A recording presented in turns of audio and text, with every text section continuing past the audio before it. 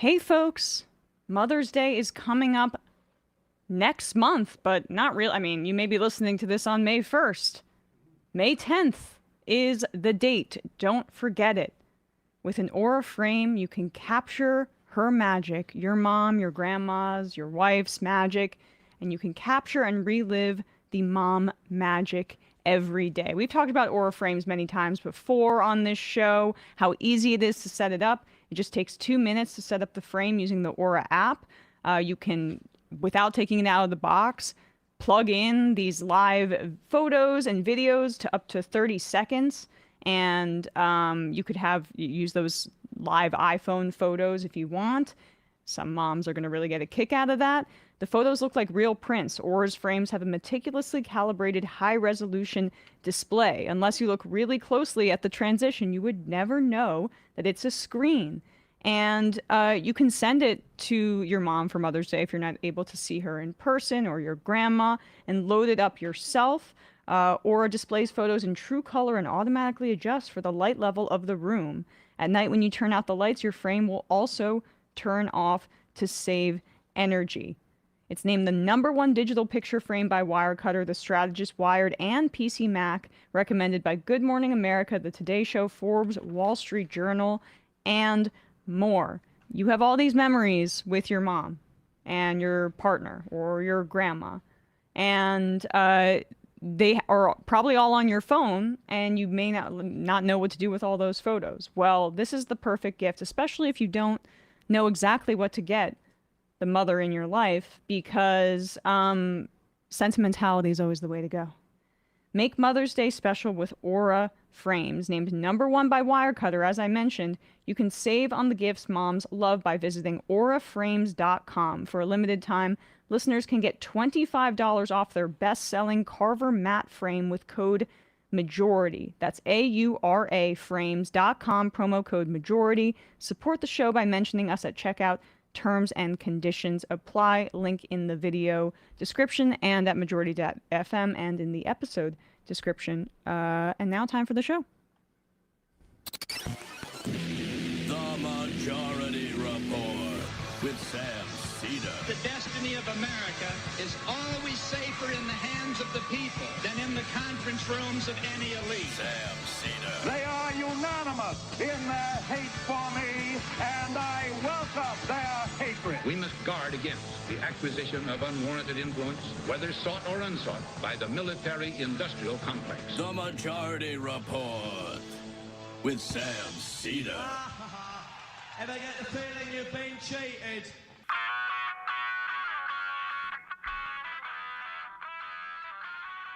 It is Thursday, April 30th, 2026. My name is Emma Vigeland, in for Sam Seder, and this is the 5-time award-winning Majority Report.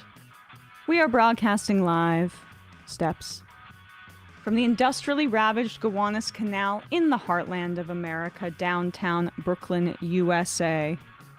On the program today, Jeremy Scahill of Dropsite News will be with us to give us the latest about Iran's negotiations with the U.S., and later in the show, Eli Hager of ProPublica will be with us to talk about the Trump administration's war on disabled people. Also on the program, Louisiana postpones the May 16th primary after the Supreme Court ravages the Voting Rights Act, setting up other southern states to eliminate blue districts in 2028. Meanwhile, the 6 conservative justices drop the pretense and attend Trump's state dinner with the king. Florida's legislature approves pro-Republican gerrymandered maps, sending it to DeSantis' desk. Janet Mills, sorry Mills gang, meaning users on Blue Sky, suspends her campaign for Senate in Maine, making Graham Plattner the presumptive nominee. Honestly, appreciate her not dragging it out and making it ugly. Yeah. The House passes a 3-year reauthorization of FISA's warrantless spy powers without warrant requirements, but Thune favors a 45-day extension. It expires tonight.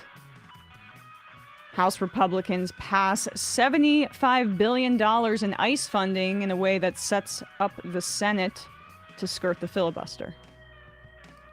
Oil prices top $126 a barrel as Trump considers resuming combat operations in Iran. He also told Netanyahu, apparently, that you can bomb Lebanon as long as it's surgical. I mean, that's the metaphors we yeah, use. Right. By the way, Israel's killed at least 14 people in the last 24 hours in such a surgical way, but this violates Iran's terms. We'll talk more about that with Jeremy. Israel intercepts the global Samud flotilla attempting to bring aid to Gaza in international waters. Pam Bondi will testify before the House Epstein probe on May 29th. And lastly, the Saudis are out on Live Golf. They're pulling out funding after the 2026 season, which is interesting. Focus on the line. Hopefully boxing is next. The Saudi-U.S. relationship is interesting. Another thing I want to ask Scahill about, because they're not too thrilled that it seems like the U.S. maybe encouraged the UAE to leave OPEC. But all this and more on today's Majority Report. Welcome to the show, everybody. It's an M Majority Report. Thursday, Juniper J asked 2028 or 2026. This is a good question. If Louisiana is postponing the upcoming primary, it looks like they're going to gerrymander this year. You are correct that Louisiana is going to attempt to gerrymander this year, but that is not the case for many of the other southern states that would be most impacted by this. You have states like Georgia, you have states like Alabama, you have states like Texas and South Carolina. They have already passed their candidate filing deadlines. So Louisiana is a specific and special case, and it's not a coincidence that the Supreme Court made this decision really right beforehand. It gives the rest of the Republican states, even though they've passed these filing deadlines, time to make sure that minorities in their states have the least representation possible. Although you could see the Democrats respond in other areas and create multiple majority-minority districts. That would mean that they would continue to have to fight fire with fire, which is essential. But there's also, I mean, we need to be reinventing our electoral system more broadly and standardizing it. And Democrats need to have an ability and a desire to make this kind of change for a positive, and as Republicans do, just to tear up something like the Voting Rights Act for a negative. There needs to be a positive vision here. It's also really, I think, neutered the Democratic Party in many ways. Like, think of all of these Southern Democrats that represent the one blue district in their state, like Jim Clyburn, for example, who's running for re-election in his mid-80s. When you're the only show in town that way, it's really made the party more conservative. It's made them more susceptible to special interests, and it perhaps overall structurally isn't the most small d democratic. But we need, it can't just be Republicans that are trying to disenfranchise black people and Democrats throw their hands up. We need a massive electoral reform in addition to campaign finance reform. But let's talk about the economy for a second, because Republicans are starting to freak out a little bit. And they don't have any answer for how the oil shortages from Trump's criminal war on Iran that are being felt right now. As I mentioned in the headlines, oil prices have topped $126 a barrel. Let's show this chart really quickly from Investopedia, just to give people a sense of where we are, because you will hear some Republican lies in just a second that do not adequately or accurately relay this information. In June 2022, yes, gas prices hit $5.02 at its peak, and that was, of course, due to Russia invading Ukraine. And there were also existing inflationary supply shocks from the pandemic that were continuing through into 2022, and obviously contributed to persistent inflation, even though when you compare the U.S. to other countries, we did moderately better. But you saw prices, gas prices continue to go down. Biden made a priority of kind of building up U.S. supply because he wanted to circumvent OPEC, the oil cartel that the UAE just left. And the UAE doesn't obviously produce in the same way Saudi Arabia does, but the UAE is historically likely to cozy up to the West. That's where Dubai is. They want to be a playground for the West. They were nice to Israel in the way that the U.S. likes. And so them leaving does, I think, undercut OPEC's strength to a degree. But Biden also attempted to do so by building up U.S. strategic reserves, and that had an effect, as you can see in that chart, after Russia's invasion of Ukraine. But right now, April 29th, 2026, that's $4.23 that you see there for gas prices. Now, keep that in mind, because that's not what you're going to hear from Steve Scalise, one of the top Republicans, in the House. Joe Kernan is so fed up with this because at a certain point, these financial news people who are, Kernan is a Republican sycophant, I get it, but they are concerned about their portfolios more than anything. That's why Kernan likes Republicans. But when Republicans are starting to get away from, making me richer, Kernan has to balance being a GOP sycophant and also looking out for his bottom line, and the others who watch this show, basically finance people. That's essentially all it is. But here is Kernan talking about the state of the economy and how it impacts the Republicans with Representative Scalise.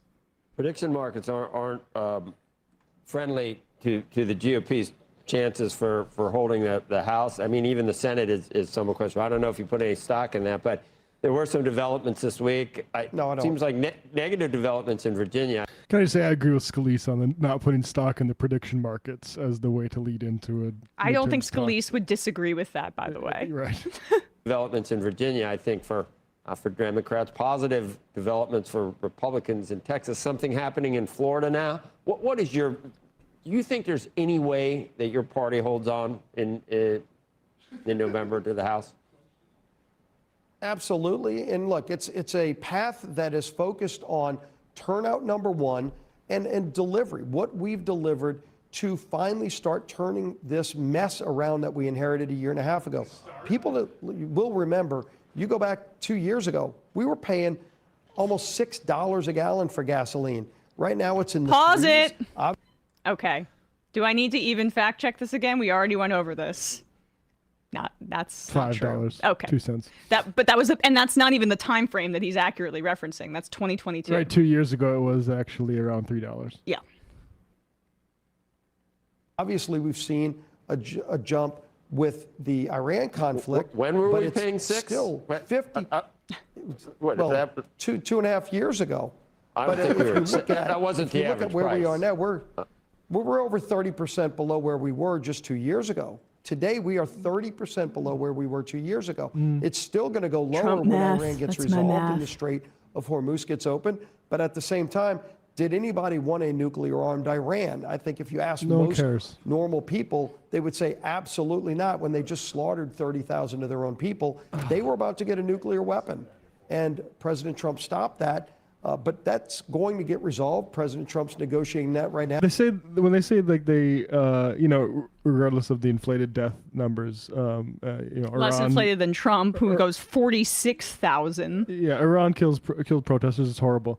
When they say their own people, they say that to distinguish them from Israel, who don't consider Palestinians their own people, despite being on land they occupy, and also like at least double that number officially.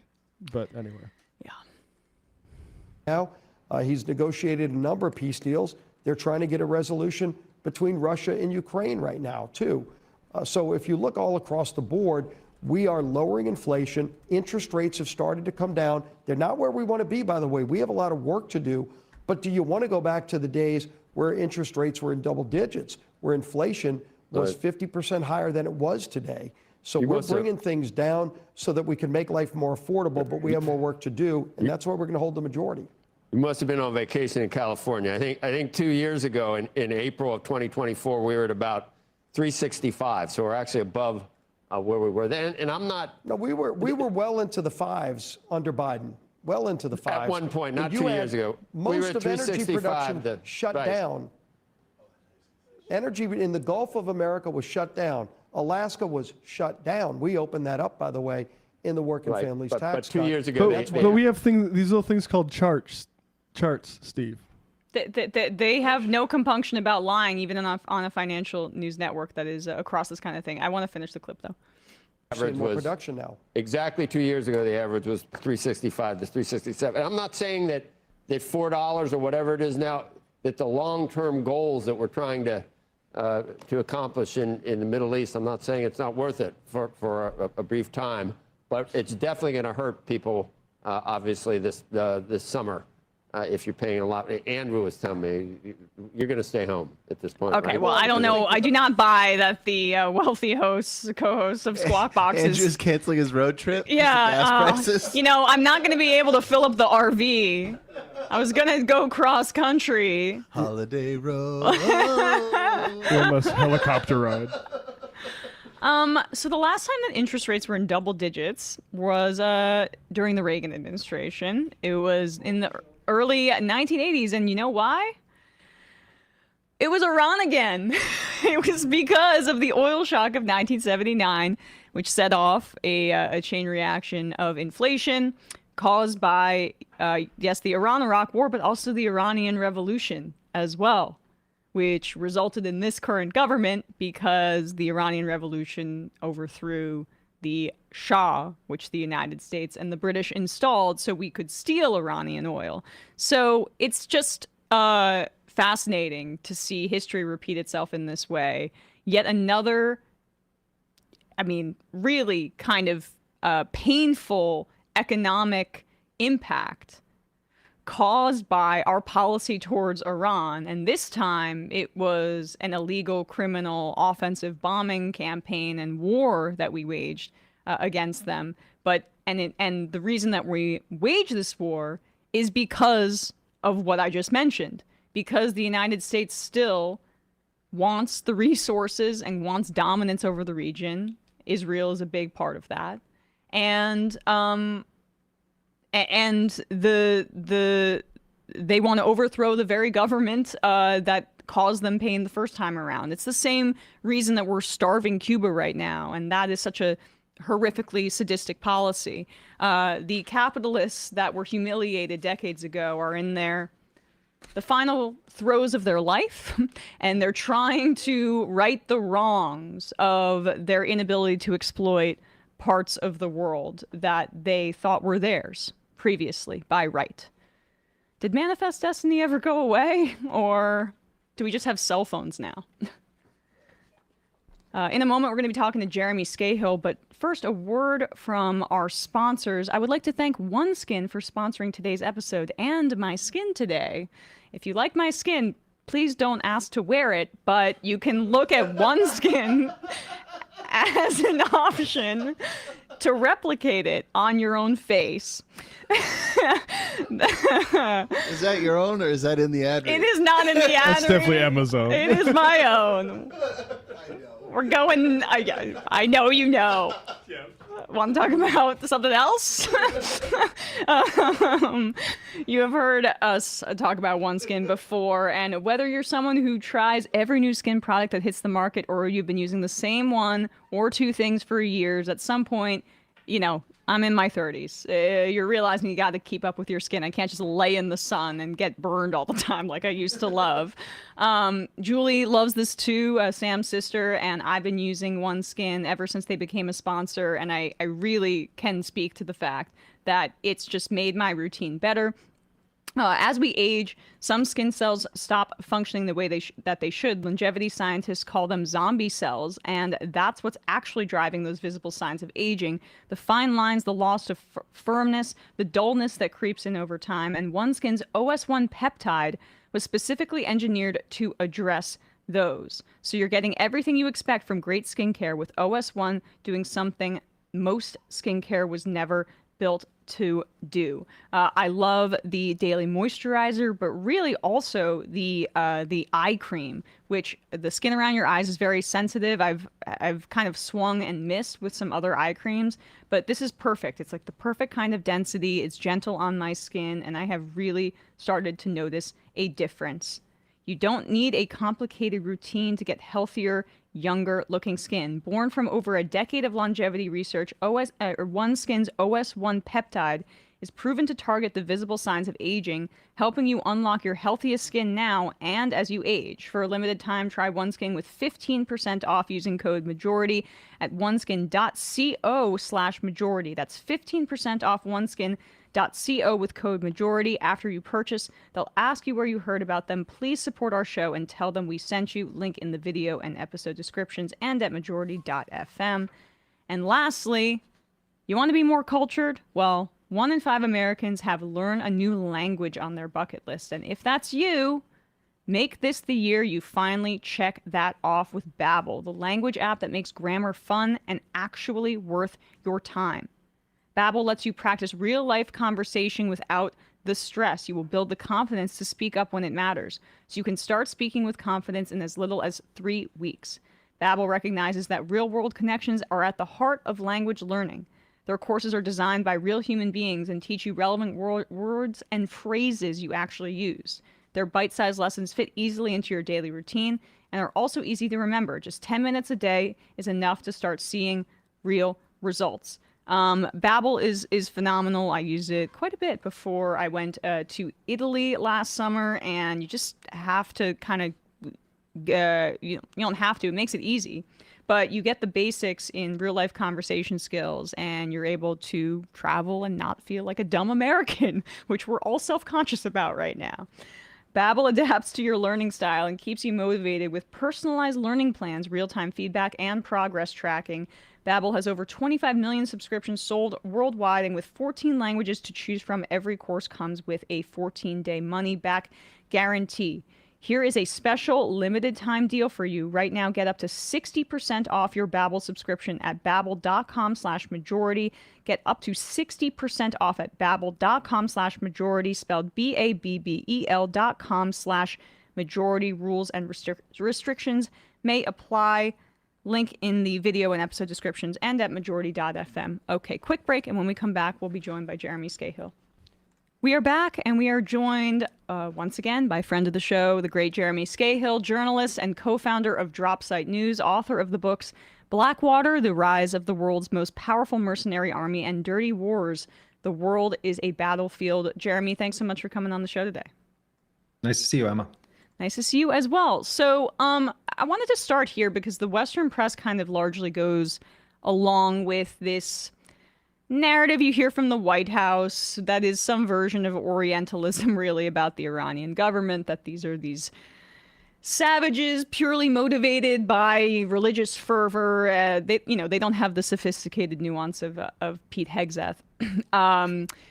Your reporting, though, is very distinct in that it's important because you actually speak to members of the negotiation team. And I think that negotiating team, I should say. And I think that could be a really good place to start. If you could just name who the major players here are on the Iranian side.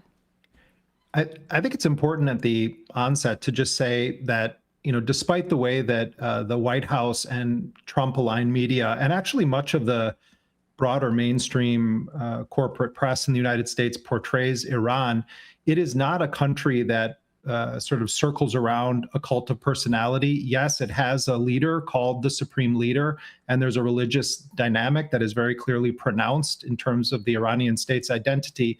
But if you actually peel back the layers and you examine it, for the past 47 years, Iran has built institutions, and it is a country that has plans of succession, that has government bureaucracy, that has rules, that has laws, that has structure.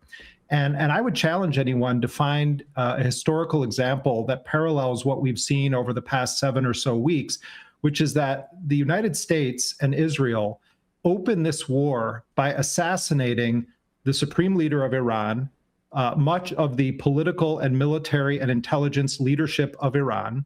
And then Iran proceeds for 6 weeks to engage in both asymmetric and symmetric warfare against a far more militarily superior adversary, plus Israel, fighting against 2 nuclear powers, causes the evacuation of 13 American military bases, destroys much of the early warning radar detection systems. These are multi-billion-dollar systems, does far more damage to American military aircraft than the U.S. was willing to initially admit, caused a massive global economic crisis, has managed to stand down against the United States in the Strait of Hormuz using asymmetric tactics. I would say that there isn't a historical analog to a country losing that much of its official public-facing leadership and then turning around and fighting off a far better armed and more powerful adversary.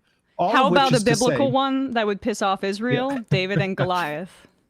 Well, I mean, you know, if our ambassador to Israel, Mike Huckabee, might as well be the spokesperson for the Israeli government when he endorsed this notion of a greater Israel stretching all the way to the Tigris and Euphrates rivers. And of course, he tries to invoke theology. And then at the same time, the U.S. tries to say, oh, the Iranians are the ones that are fighting a holy war, when the projection of the core mission was articulated by the U.S. ambassador to Israel as sort of the Israelis have a right to do all of these wars because of texts that were written thousands of years ago. So it's actually the U.S. with its war secretary who quotes Pulp Fiction instead of the Bible while pretending to know more about theology than the Pope. It's the U.S. that is projecting that it's waging a holy war. And in fact, Iran has handled this in a very strategic way. And, you asked a direct question about who are the major players here.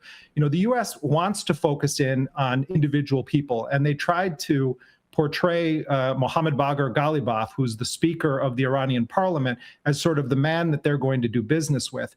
But when you talk to Iranian officials and you say sort of, what is Ghalibaf's mandate when he goes into these meetings with J.D. Vance, for instance?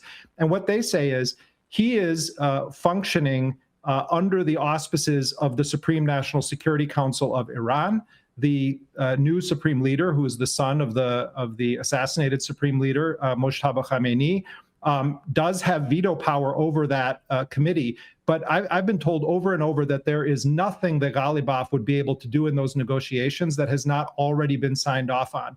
And I'll just note this as a reporter.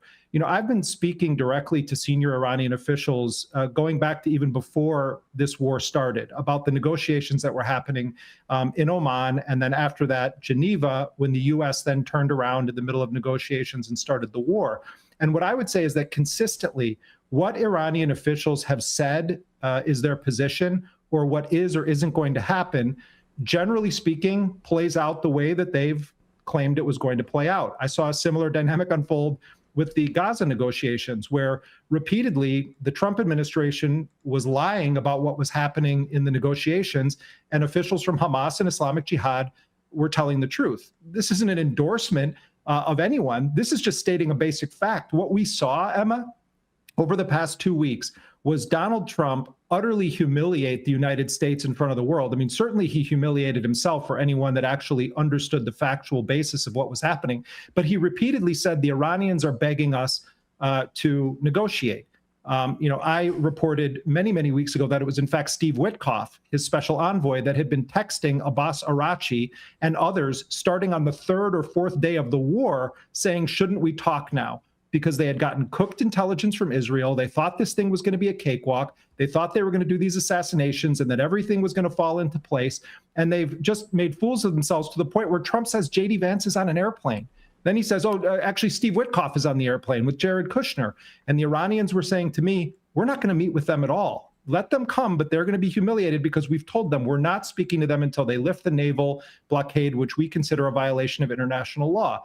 And so the position that we're in right now is that the Iranians said from the moment this temporary ceasefire was agreed to on April 7th, that went into effect on April 8th, that they believe the most likely scenario is what Trump is threatening now, which is that they're going to resume the war and they're going to start bombing again. But what they said is, short of that, we are not going to capitulate. And we feel that we have the cards in our hand, despite what Trump says, that we have the time, Trump has the clocks, they've consistently underestimated us. And we're confident in our position right now because we have the 3 M's on our side. We have the munitions. They recognize the shortage of the interceptors in Israel. They recognize what's happened in the Gulf countries. We have the markets. You see what's happening to the price of oil and the global economic crisis that's also going to hit food supply because of fertilizer, natural gas supplies.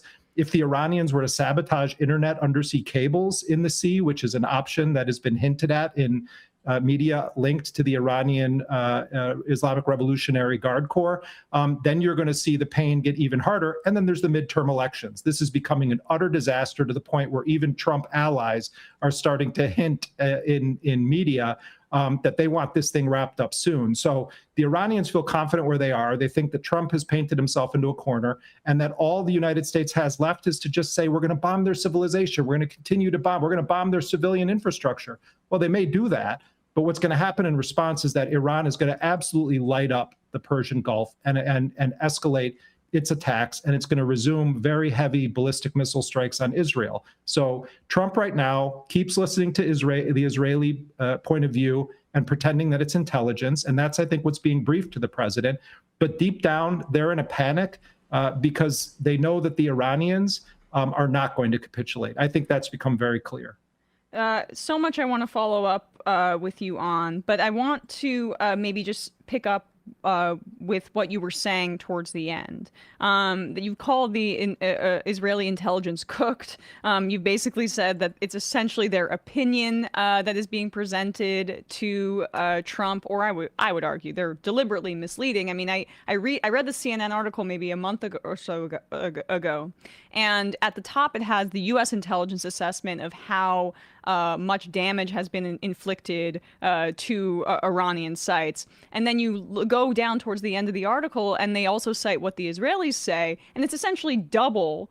It was actually about, you know, the capacity, the capabilities of Iran, not really the damage, rather. And this is a persistent pattern with the Israelis presenting the Americans with intelligence that furthers their objectives of dragging the United States into a war with Iran, because they know without U.S. naval and military presence that they're immensely vulnerable, as they have been even with this buildup in the Middle East. So can you just shed light on that dynamic and how frequently the Israelis mislead the Americans from an intelligence perspective, and how it keeps happening? You know, I mean, Benjamin Netanyahu basically has been prime minister for life of Israel. Yes, he had some periods when he was out of power, but even when he was in the United States living and was a Fox News commentator, and in fact, at periods, he literally slept in the childhood bed of Jared Kushner. He was a guest of the Kushner family while he was in the United States. And, you know, there are great videos online that you can watch of 30 years of Benjamin Netanyahu proclaiming that Iran is on the verge of building or acquiring a nuclear weapon, when the U.S. intelligence estimates going back to at least 2003 was that the Iranians had suspended their interest or pursuit of weaponizing nuclear material. And of course, there's also the Iranian history of it, which is that there was a fatwa that was issued that said it was haram, that it would be a sin to possess a weapon of mass destruction. And that's not just rhetoric or some, you know, sort of propaganda. That has been a very, very serious debate in Iranian society, with some powerful factions believing it was a mistake to not pursue a nuclear bomb, because you can look at Kim Jong-il sitting very pretty in North Korea in terms of the stability of his grip on the state, only because he has a nuclear weapon. So Netanyahu out in public has been selling this lie for a very, very long time. And the reason that I say it's cooked is that I think there are, and I think you're right to an extent, that it's politicized and they're trying to give bad intelligence because they want to achieve an objective by manipulating the United States into doing certain actions. That's certainly true. But what we also know is that in the lead up to February 28th, the Israeli assessment was that the Iranian government was in a state of total chaos and that it was going to collapse, and that the protests that had happened in January that were then, by President Trump's own admission, infiltrated by armed individuals who then began attacking police stations, religious sites, just murdering people that had any affiliation with the state, and also attacking people who were religious. Those of us who pointed that out at the time were tarred and feathered for suggesting that Iran's narrative is not entirely lying, that there actually is foreign infiltration here, that Mike Pompeo, the former CIA director, came out and said it, that very influential Israeli commentators said it. So Netanyahu, I think, seized on that moment from early January. He put it into the U.S. Intelligence stream that the Iranian government was in a severely weakened state, and that by heavily bombing them, by assassinating the supreme leader, that they were going to essentially push the final sort of parts of the state off the cliff. And then it was going to be an uprising, and they're going to have Kurds coming in. I think a lot of that serious U.S. intelligence people knew was very dubious. And yet you have the political dynamic here as well. You have the fact that the Trump administration is just flush with people who have sold their souls to an Israel first agenda, despite their rhetoric about it being America first. And I think you had a perfect combination of just idiocy and nefarious intentional manipulation of intelligence. I say idiocy also because Trump has people around him who are absolutely obsessed with destroying the Islamic Republic of Iran. You know, neocons, people like John Bolton, even though Trump claims that he was a rat who was going to start World War III, Trump is basically doing everything that people like John Bolton wanted. And I think it was put into Trump's head that he's going to go down in history as the president who forever destroyed the Islamic Republic of Iran, avenged the '79 revolution, avenged the taking of the U.S. embassy at the onset of the Islamic Revolution. Like that, combined with the Israeli political influence, combined with the cooking of intelligence, and combined with the fact that there are absolutely bona fide imbeciles in this administration, plus financial connections of Jared Kushner to all of these Gulf countries and to Netanyahu and to Israel, meant that you had a kind of perfect storm to create this absolutely catastrophic war, even from an American strategic standpoint. This was a total and complete disaster. And as Frederick Merz, the poodle who poses as the Chancellor of Germany, said, the Iranians have humiliated the United States in the negotiations and by showing that they can prolong this. You mentioned Jared Kushner, and I want to ask you more about that because Witkoff and Kushner, Tweedledee and Tweedledummer, have made numerous blunders. They don't seem to have they don't have diplomatic experience that meets this moment, but also they seem to have don't have the technical knowledge about things like uranium enrichment.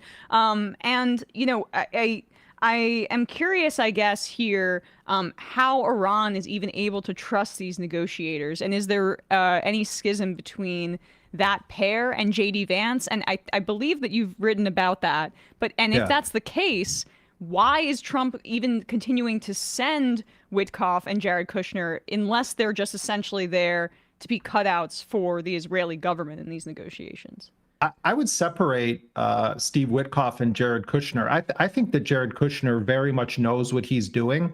I think he is very close to Netanyahu. I think that even in Oman and Geneva before the war, when they were negotiating, that Kushner was in regular contact with the Israelis, possibly even behind the back of some White House officials. And I think that you have to view Jared Kushner not as Trump's representative on behalf of the United States, but representing the Trump crime family. And when you view it through that lens, and you also recognize that Jared Kushner has deep financial, religious, and political ties to Israel, and also to some of the Gulf countries that wrongly and wildly erroneously believe that this was going to be a sort of swift defeat of Iran, I think you start to understand that Kushner is not actually operating through a lens of American national security. If you look just at the example of the United Arab Emirates, which, of course, just announced that it was leaving OPEC and OPEC Plus, going back to the first Trump administration, MBZ and the rulers of the United Arab Emirates were very, very close to Trump. They had these meetings in Trump Tower that also, interestingly, involved the Saudis. And the collusion that was happening there when everyone was talking about Russia was that they were looking at regime change in Iran. This goes back to even before President Trump was sworn in his first administration. Jared Kushner is bankrolled to the tune of hundreds of millions of dollars by the sovereign wealth funds of multiple Gulf countries, primarily the UAE in terms of his political allies. They were the first country and the most prominent country to enter into Jared Kushner's crown jewel, the Abraham Accords. They're viewed by many as the kind of Arab Zionist entity in the Middle East. They have a kind of Cold War that's been going on with Saudi Arabia that is centered around the UAE's support for the RSF in Sudan. Let me just add and say that the UAE and Ukraine just entered into a defense pact as well, just another indication of how they're trying to completely align themselves with the West. So what does the UAE play here? The UAE has developed very close ties to Israel, particularly since the Abraham Accords were signed on an intelligence level, on a defense level, on a political level. The UAE also perceives that it can become the favored Arab nation of the United States. And so, just today, Trump was heaping praise on the decision by the UAE to exit OPEC. The UAE also was very heavily targeted by the Iranians in part because of its close relationship with Israel, because it has allowed Mossad to operate from within its borders, because it is known across the Arab world as being extremely close to Israel. And so when we look at the whole configuration of what's happening right now, these GCC countries, these Gulf countries, were completely caught off guard by the ferocity and sustained nature of Iran's retaliatory strikes, and also by the quality of Iranian intelligence. The Iranians hit the CIA station in Saudi Arabia. They hit some hotels where the Iranians claim, and by the way, I do not believe that anyone should be bombing a hotel. When the Israelis have tried to claim that they have a right to bomb hospitals or civilian targets because, quote unquote, Hamas is inside of them, that's a war crime and it should be denounced. But we should also understand what the Iranians are essentially taking the same position that other actors throughout history have taken when they've hit civilian targets, which is there are military personnel inside of it. And it turned out that they were correct, that the U.S. had actually evacuated soldiers and placed them inside of civilian targets. So the Iranians were making essentially the argument, well, they use these civilian targets as human shields. I raise these examples just to say that the level of intelligence, the information that the Iranians had about targets was so sophisticated that it sent shockwaves through these Gulf countries. The Iranians managed to penetrate Kuwaiti airspace with a conventional aircraft, with an F-5 warplane early on in the war to circumvent the U.S. defenses and U.S. warplanes.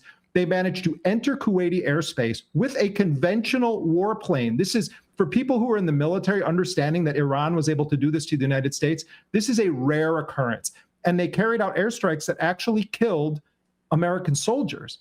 It's not just the drones and the ballistic missiles. The Iranians hit at times on a symmetric level against U.S. targets in these Gulf countries. So when the Iranians go to the negotiating table, to bring it full circle, with Jared Kushner, they know he's representing the most nefarious strands of politics in the GCC. They know that he's representing Israel, but most importantly, they know that he's representing sort of the Trump family business. With Witkoff, it's like you might as well be sitting with like a fourth grader, because the Iranians put on the table very significant, what they call flexible terms on a wide range of issues.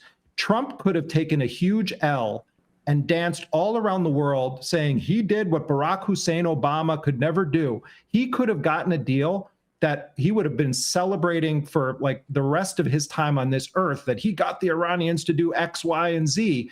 So, and the Iranians were saying, when I spoke to them before this, when the Omanis were mediating, they were saying, our sense is that the Omanis understand how significant it is we're putting on the table. And remember, Emma, what happened? The Omani foreign minister, and remember, the Omanis have been doing this for decades. They are the chief mediator on the nuclear issue between the United States and Iran going back decades. The Omanis fly their foreign minister to Washington. He meets with J.D. Vance and other top U.S. officials. He believes we are on the verge of a highly significant historic agreement between the Trump administration and the Iranians, and he comes out and he says that in public. Less than 48 hours later, the United States launches this war against Iran. So what is it that I'm saying to you? What I'm saying is that the Iranians are saying, on the one hand, they brought no technical experts with them, not a single technical expert from the U.S. government with Iran. They sent Trump's golf buddy and his son-in-law. That's who the U.S. sent. Iran is there with nuclear experts, with PhDs in American studies, with people that understand every single bit of minutia about the 2015 JCPOA and the American position on a whole range of issues. And we get Steve Witkoff and Jared Kushner. So the Iranians are saying, on the one hand, they had no idea what we were talking about. They didn't understand the technical issues. And that led to things like Steve Witkoff going on Fox News and saying, that they're days away from building a weapons grade, blah, blah, blah, like things that make absolutely no sense, that even Dick Cheney would be blushing at the level of incompetence of the lies. But on the other hand, they said, it's so clear to us that none of this was about the nuclear enrichment issue.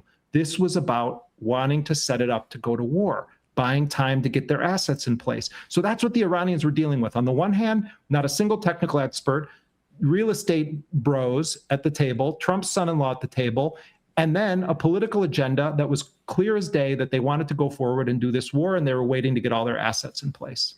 I mean, it's another pattern of the United States with, again, this Trump crime family infrastructure, lulling the Iranians into a false sense of security via negotiations, and then bombing them, or at the very least, the appearance of negotiations. And this is that's also why there's no negotiations right now.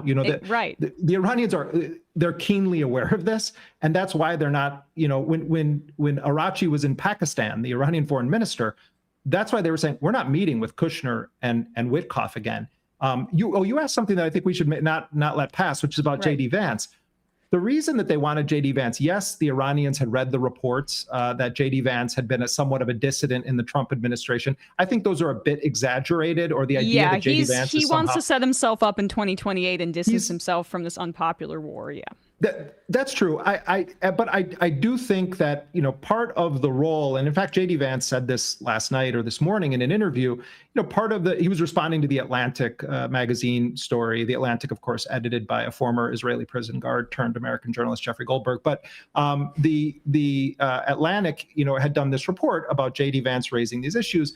And Vance sort of said in an interview in response to that report, he was denouncing it and saying it's false, but at the same time, then kind of co-signing its sort of main line, which is that he had raised certain issues. And what he said is, that's my job. Actually, that's true.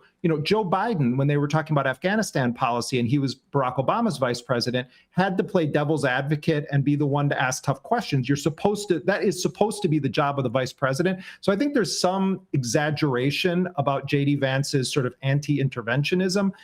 But having said that, I think the Iranians recognize that. But on the other hand, they recognize also that J.D. Vance, if the Republicans somehow clean up and he's the nominee and J.D. Vance wins, he could be a guy that they're going to be dealing with for a long time. So they send someone very serious, Ghalibaf, who was the Speaker of the Parliament, but also was in the IRGC and fought in the Iran-Iraq War and has a lot of credibility and a lot of heft behind him. They send him and they say he's going to meet with the sitting vice president of the United States. That was a coup for the Iranians to have that high of a level. Barack Obama never sat down with them. Joe Biden never sat down with them. They sent John Kerry. So from the Iranian perspective, it wasn't just about, they think Vance is going to be better. It has to do with the prestige of it and the fact that Iran felt that this was the best leverage they'd had in a very long time. And what I was told by Iranian sources is that the divisions between the Kushner, Witkoff playground and then sort of J.D. Vance sitting at the table were very, very clear. And what they say is, the American media is believing this nonsense from Trump that we're in disarray. Look at them out in public. Trump's telling you that J.D. Vance is having a five-star meal on Air Force Two right now when he's literally sitting in the Naval Observatory mansion. They say Jared Kushner and Steve Witkoff are on an airplane coming to meet Arachi when Arachi just got on a plane to leave Islamabad. They're in disarray. Absolutely. And this whole, Trump's attempt to puff out his chest the other day, he's truthing out AI-generated images of him saying, "No more, Mr. Nice Guy." Like, this is a humiliation. And just to bring it back full circle to what we were talking about earlier, I mean, Iran can wait this out, and they can punish the United States, one, for this criminal offensive war, but two, for their really duplicitous tactics in talks, because they can make them be sincere by inflicting damage. And that's the other part of this that I just can't wrap my head around. We played this clip yesterday of Marco Rubio saying that Iran's closure of the Strait of Hormuz is the equivalent of an economic nuclear weapon. Well, if that's the case, then you were able to really easily identify that they were in possession of said economic nuclear weapon by, looking at a map. Like, this whole thing has been so obviously, I mean, the way that Iran has been able to use their geographic advantage to make the West feel pain. There is historical precedent for it too, but it should have been known by this administration as it had been known by previous ones. So I guess my real question is, how much is Iran winning, and what are their key demands that you think are most likely to bring the Trump administration to heel? I mean, the Iranians said from the very beginning, before the first bombs fell on February 28th, that they were going to conduct ferocious retaliatory strikes across the Persian Gulf and Israel, and that they were going to block the U.S. and any allied ships from transiting the Strait of Hormuz. You didn't need a classified intelligence briefing to know this. In fact, we did multiple stories speaking to Iranian officials describing prior to the war starting exactly what they were going to do, and then they did that. And if we, a small independent news outlet, were able to understand that the Iranians said that they were going to implement a mosaic defense, they were going to put command authority further down the chain, that they weren't going to do back channel choreography of what targets they were going to hit, that they were going to intentionally try to inflict pain on the United States military and on the US-led global economy. All of these things, Trump keeps saying no one knew this was going to happen.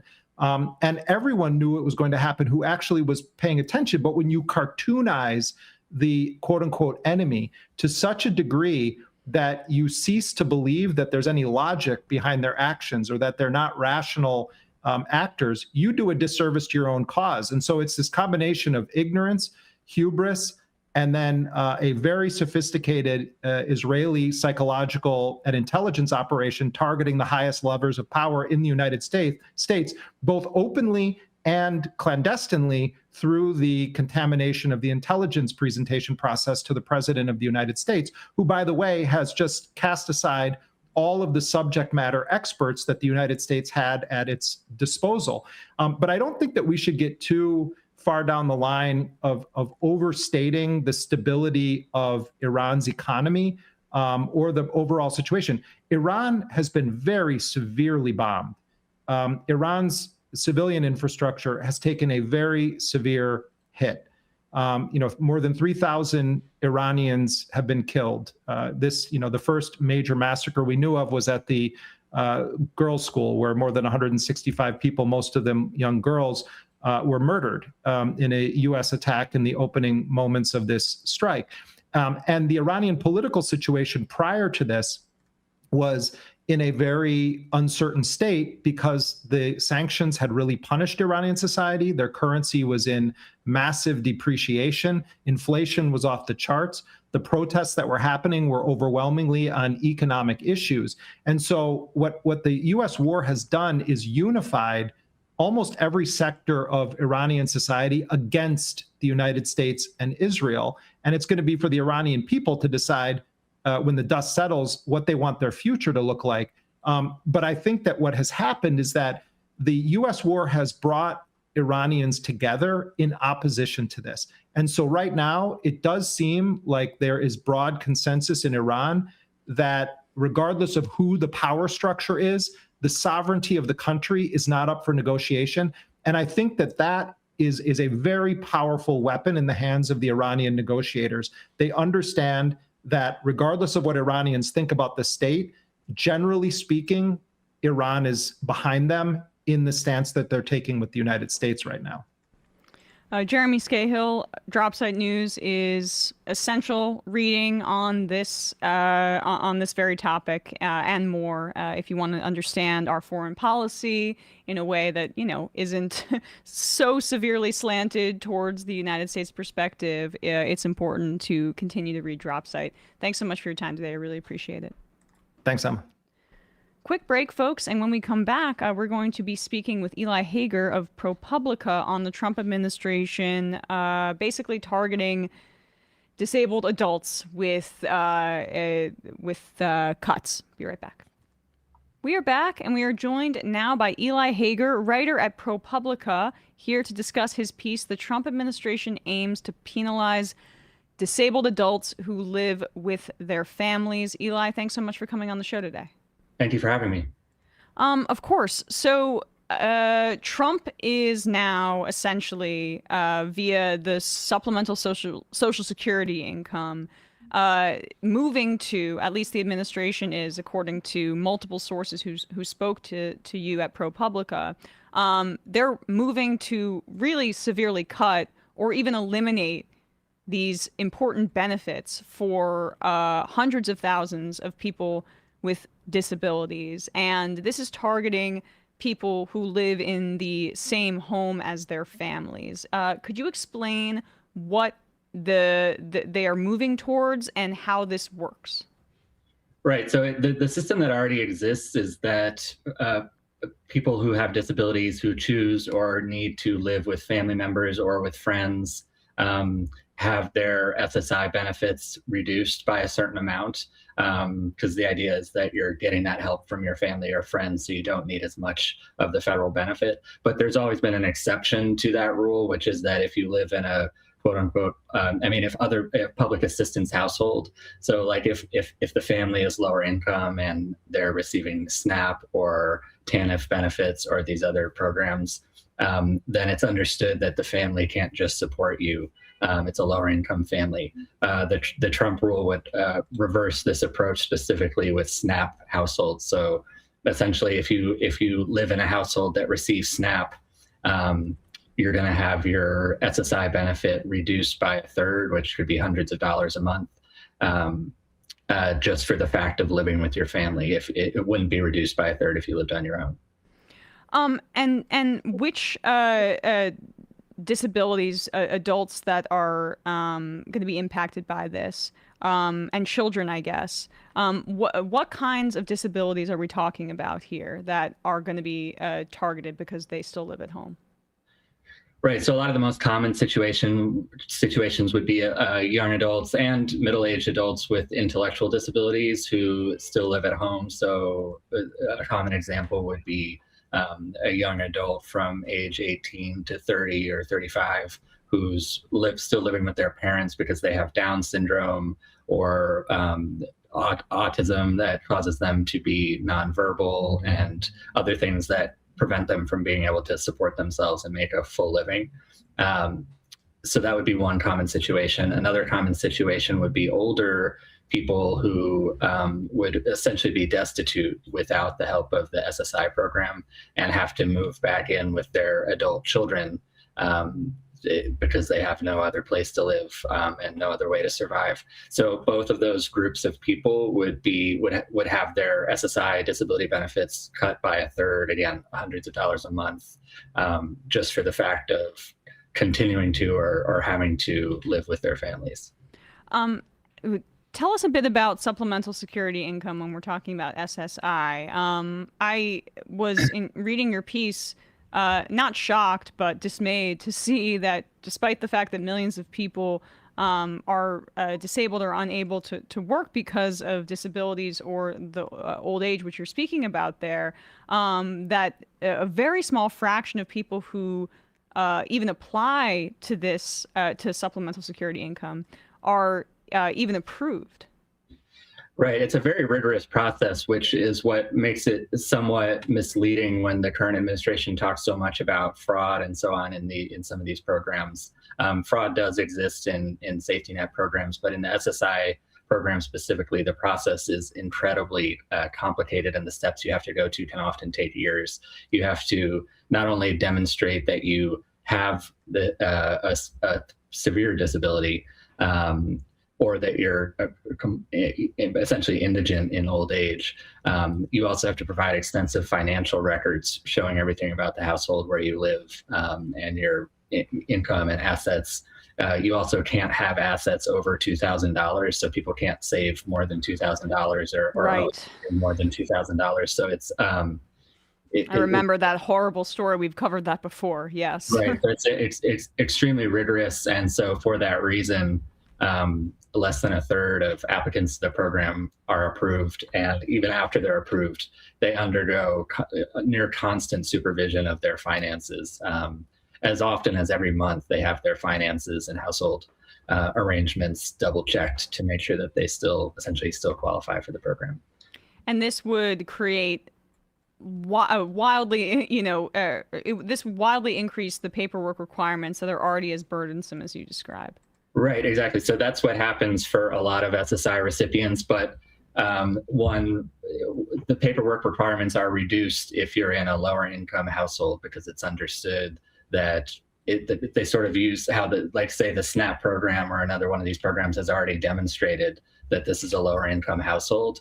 The Social Security Administration accepts that and understands it to be a lower income household, and they don't make those households do all of the same paperwork and check-ins. What this rule would affect is those precise households, the lowest income households.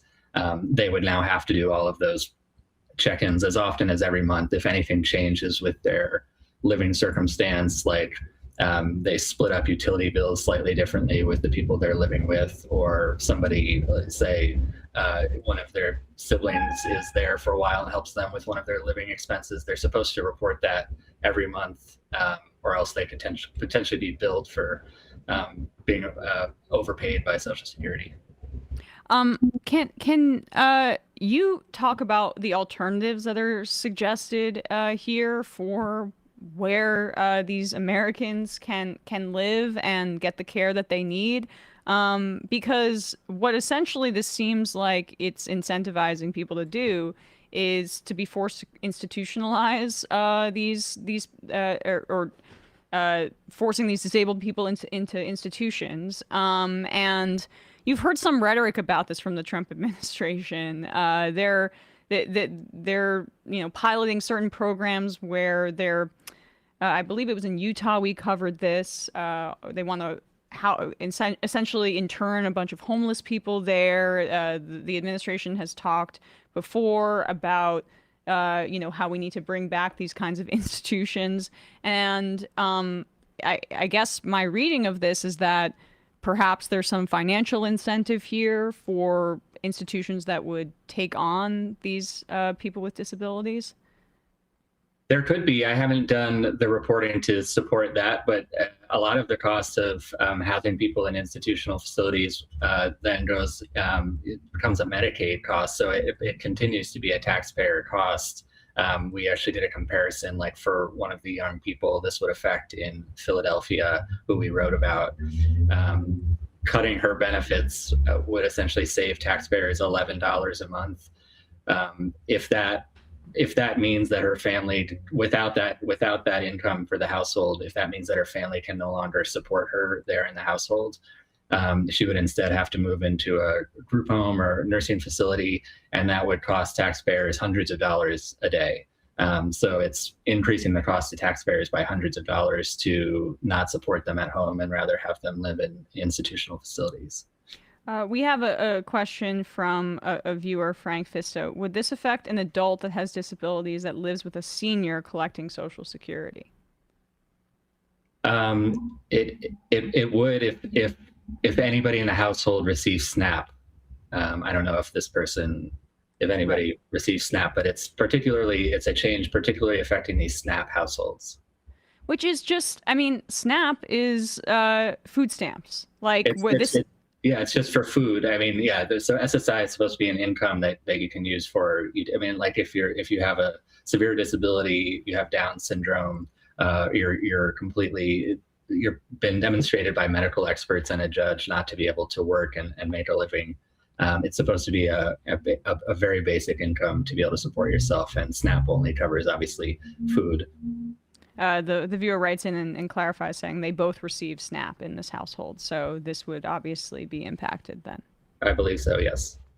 And it's just, how is this rule change happening within the context of a SNAP program? I mean, this is obviously quite different when we're talking about SSI and disability. The ability to feed oneself is separate and distinct, and also it's even more critical for if you have disabilities and maybe have difficulty leaving the home, for example, or you can't shop for yourself. Right. I think your question is about how does it interact with the SNAP program? Yeah. I mean, or even how they are justifying the connection. Yeah. Well, so historically, the connection has been that, the Social Security Administration has understood that families and households that receive public assistance, it's sort of a metric for that family being lower income.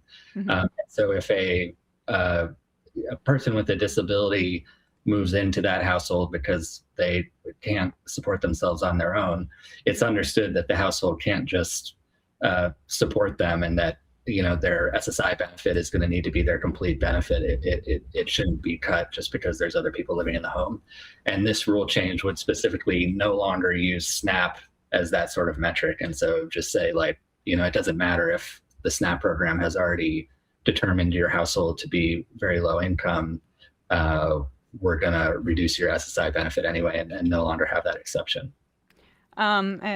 Lastly here, we do have some people writing in because I think they're concerned about their situation.